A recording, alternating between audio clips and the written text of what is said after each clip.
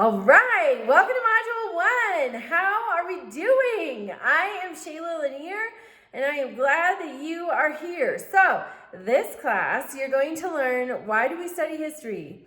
And you're going to learn also, it is not just this mindless memorization of dates and names. History is a story. And sometimes the most important components of that story are the authors, because they sometimes leave out information they don't like. Or, they just ignore it. That's human nature, right? We don't want to deal with that. That's painful. It's ugly. I'm going to ignore it. History is written by humans, and we ignore the hard stuff. So we ignore stuff that we don't disagree with. And also, history is written at different time periods. There's not just one book about the Civil War. There's hundreds. There's not just one book about Vietnam or Martin Luther King or there's so many different books, and that's because there's so many different perspectives. And the time period in which history is written affects that historical story.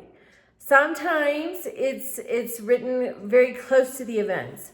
Then we have what they call a revisionist version, because we know something more, or primary sources have come out, or we want to change the narrative.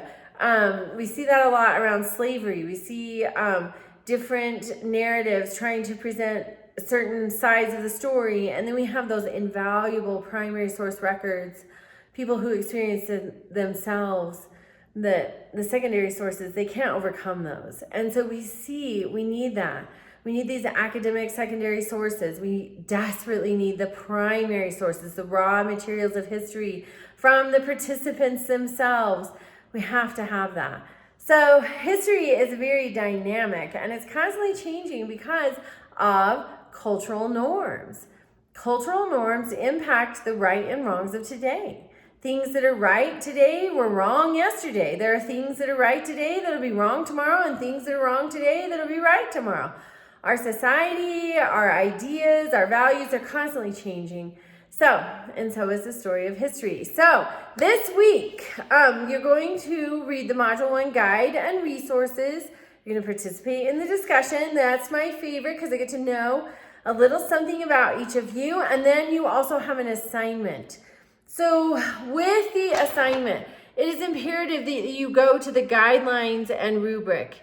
Imperative, because it will tell you just exactly what to submit. And on certain modules, it will also have a template that you follow. So when there's a template, use it. Always go to the guidelines and rubric and follow the directions. You will have a much more successful experience. Same with the discussions.